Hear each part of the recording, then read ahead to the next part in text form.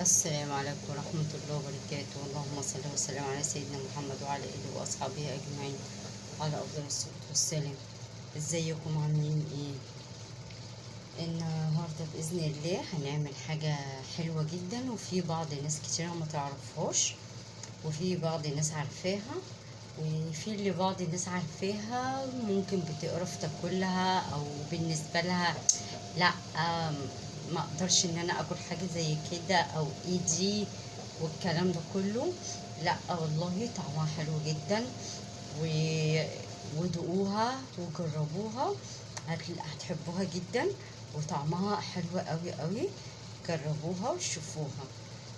هي ايه بقى؟ هي ليها اسمين، احنا كلنا عارفينها باسم معين، هي ليها اسم تاني خالص. فلما عشان كده ساعات بتيجي حد يقول اسمها قدامك بتستغربي ايه الاسم ده او ايه ده اساسا، او اسمها الحقيقي لما تيجي يقولك بتاكلي كذا تقولي له ايه ده، هو ده بيتاكل؟ ايه القرف ده مثلا او كده. هو ايه بقى؟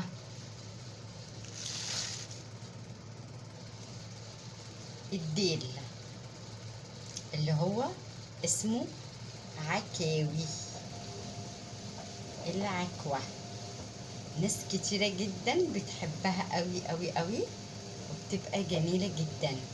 طبعا انا الحمد لله ربنا كرمني وذبحت في العيد، فطبعا ايه كنت طبعا ركنيها شوية عقبال ما يجي وقتها بقى ان انا اعملها. فطبعا في ناس كتيرة ما تعرفهاش، إيه يعرفوا ان الديل، بس ايه ده الديل بيتاكل يا ايه ده الكلام ده كله. بيقرفوا. وفي ناس عارفاها جدا جدا وعارفين اسمها ان هي اسمها عكاوي، وبيحبوا لحمها جدا وبيقولك طعمها مسكر وزي العسل وحلوة قوي قوي. وهنعملها النهاردة مع بعض وهنجربها، وهيبقى فعلا طعمها جميل وجربوها. بس انا هستعملها زي ما هي كده بطولها. انتوا بقى لا، الجزار طبعا اللي هتشتريه منه لازم طبعا تروحي مخليه يقطعها لك. لو انت عايزه تعمليها زي ما انا هعملها كده سليمه، اعمليها سليمه. خلاص كده حطها. طبعا غسلتها كويس جدا. طبعا دي من بتاعت العجل اللي طبعا اللي احنا دابحينه.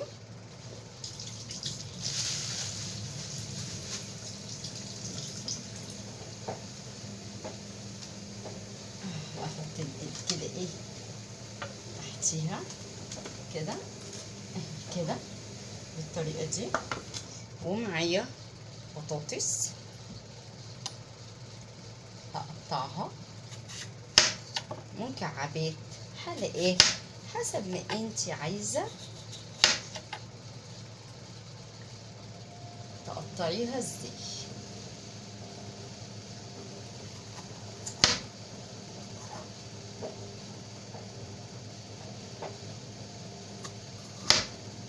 انا بديكي بس ايه الفكره زي ما اتفقنا مليون مره، وانت عليكي بتجودي بقى من عندك الشيء اللي انت بتحبيه اكتر واولادك بيحبوه. عندك هيبقى حاجات اكتر من كده، اعملي وجربي مش هتخسري حاجه. حبيبي اولادك في اي اكل هما بياكلوه.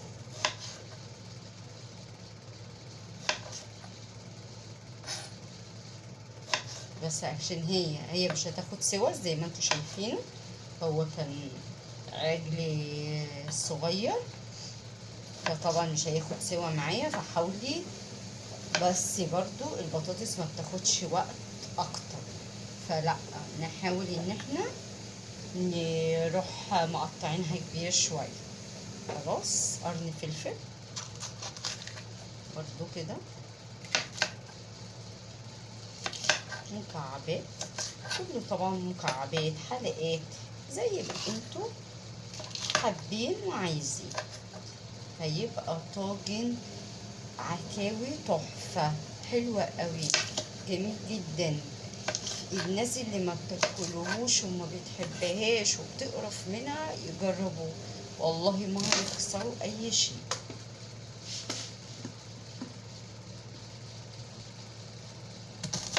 والبصل برضو كبير.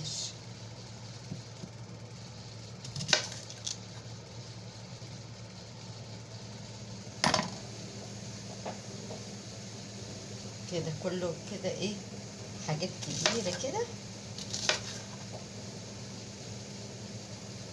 يدي بقى طعم حلو للطاجن بتاعي.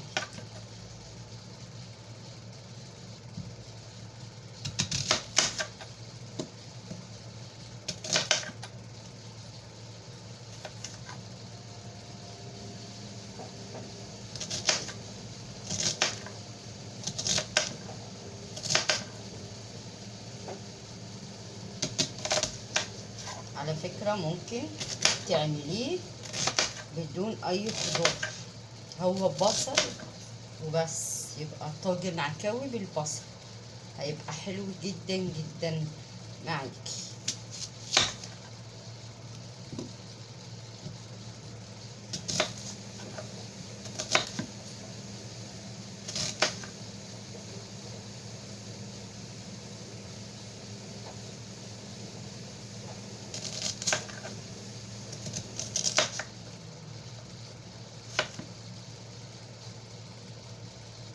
كده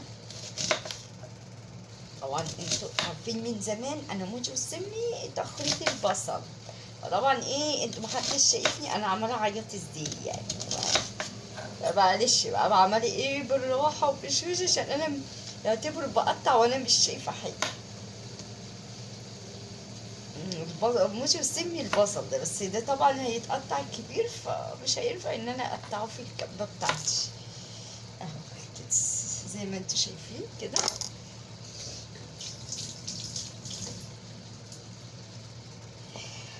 هنا عندي بقى ايه، فلفل اسود هنا كده،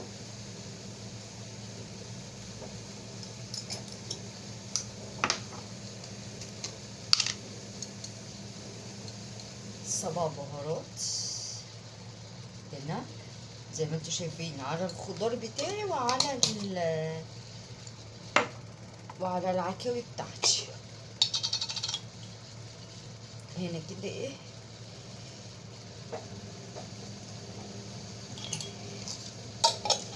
كباب صيني،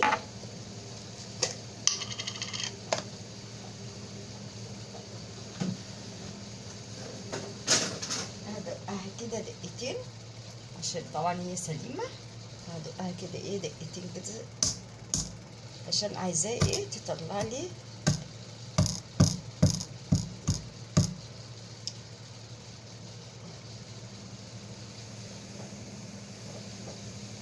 الحاجة بتاعتهم وحبهان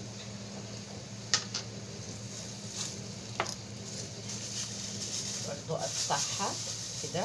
عندك بودر اللي هو بيبقى اسمه هيل اعمليه حطي، عندك ايش عندك سليم حطيه، هتفتحيه بس كده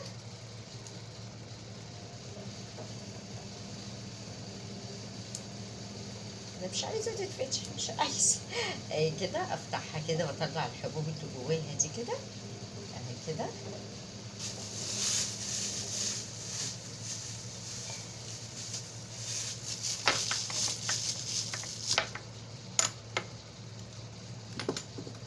والملح بتاعي طبعا احنا عارفين كلنا ان الملح ما بيتحطش على اللحمه قبل ما تستوي، بس احنا طبعا حاطين معاها خضار حاطين معاها حاجات، فلازم ان احنا نحط معاها ان هي وهي بقى تستوي مش هينفع ان احنا نفتح عليها ونحط، لا نحط من دلوقتي وما تخافوش هتستوي ان شاء الله.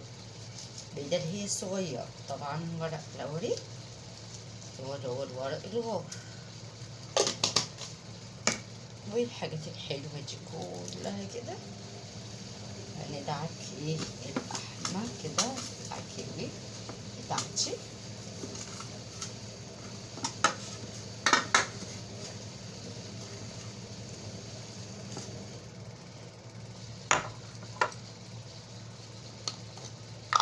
لسه ما احط طبعا الخضار بتاعي عليها.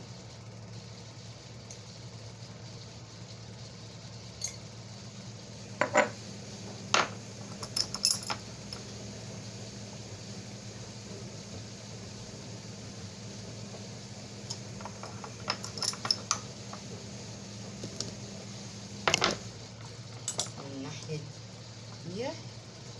دي ودي عشان متبقاش ناحية متحدقة وحلوة ومتبلة كويس والناحية التانية لأ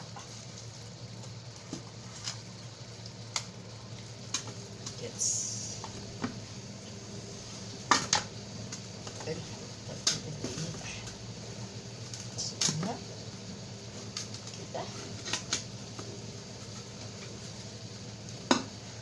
كده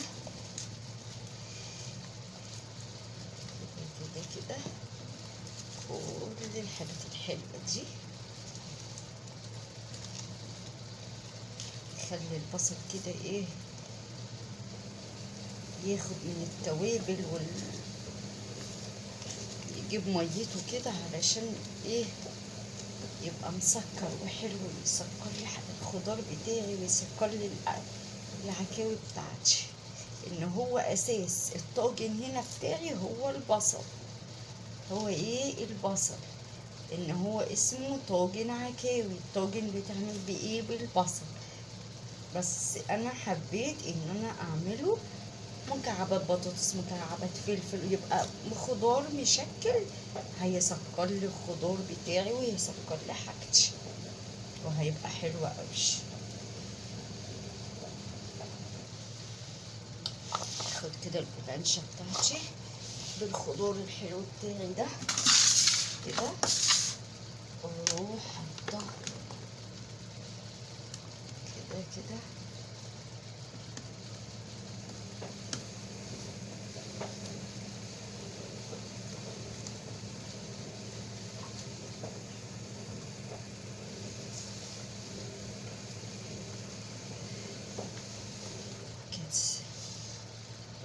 وانزل كل التوابل كده بتاعتي اللي انا كنت حاطه كده.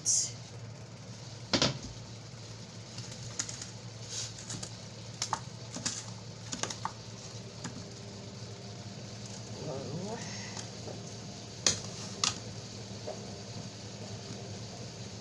جايبه حته زبده وميه سخنه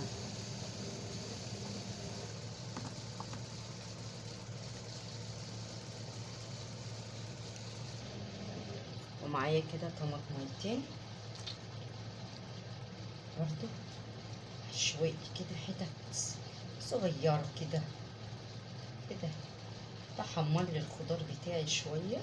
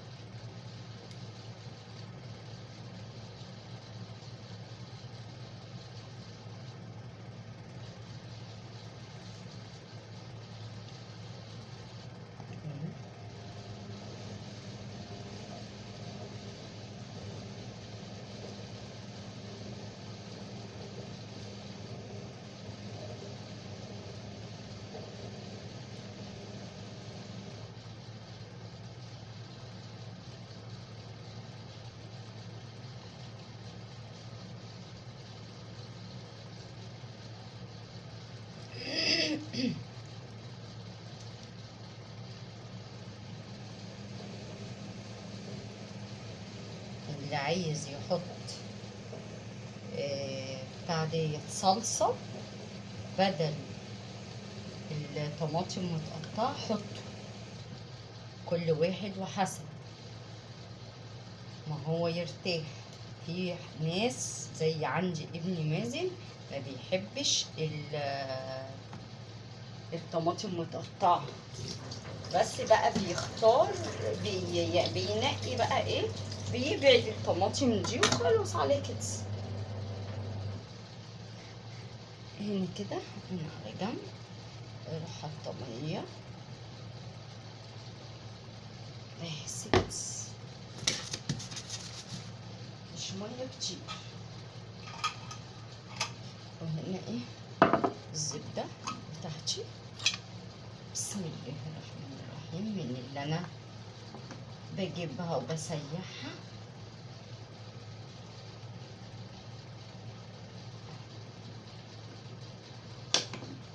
بصوا مرمله زي العسل ازاي، جميله.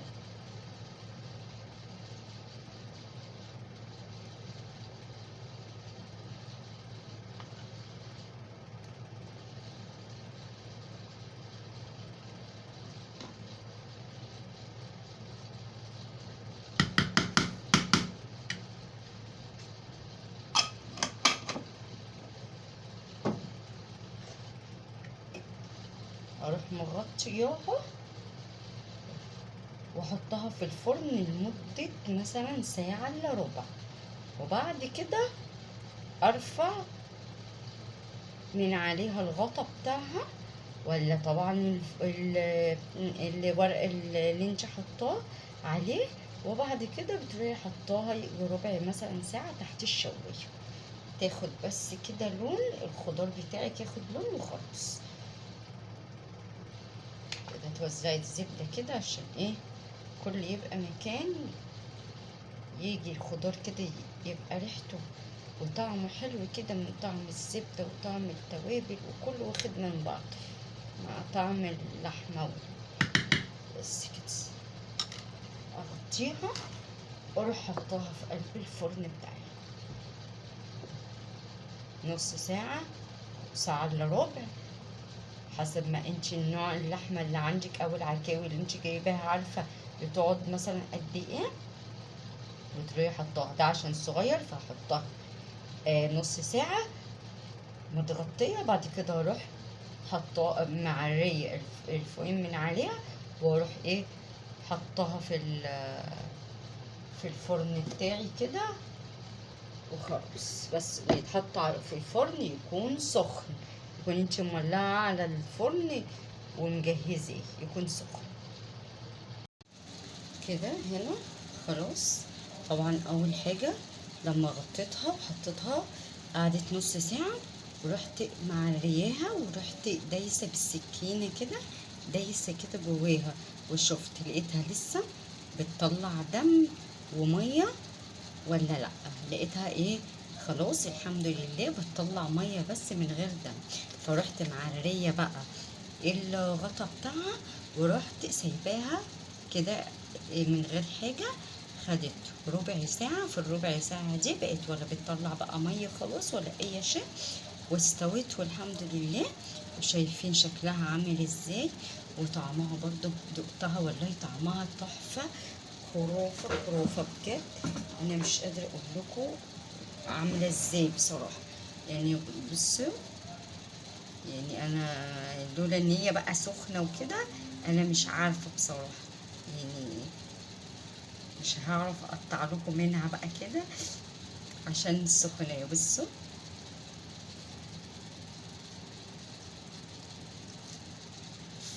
طبعا لسه سخنة، فمش هعرف ايه اقطع منها ولا اي شيء، بس ايه المبدأ كده كويس ومفيش اي حاجة، والشكل زي ما انتوا شايفين تحفة ازاي. واللي عايز اللي هيجيبها من عند الجزار وهيقطعها له من قبل ما يجيبها عادي، اللي عايز يعملها كده برضو عادي زي ما انتوا عايزين، وبالهنا والشفا. والسلام عليكم ورحمة الله وبركاته.